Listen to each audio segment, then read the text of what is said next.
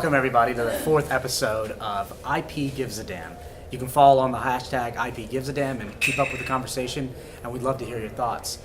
Today what I wanted to do is center focus around where communication happens and the silos that it takes place in.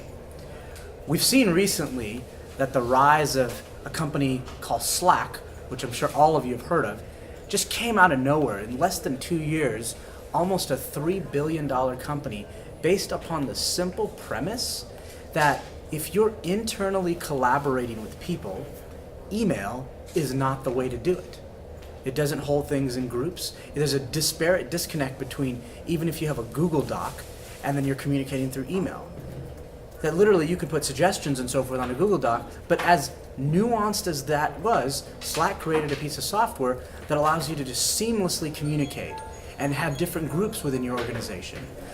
So if you look at what's happened in just a relatively short period of time, we'll actually be on a webinar with Slack next week in their CMO, is that it's disrupted an industry that was just by a nuance, created a multi-billion-dollar company by a simple nuance. And so if you think about email and how that has evolved, if you think about internal collaboration, how that's evolved, where does social fit into the stack? And there's been time and time again where social is a relationship builder.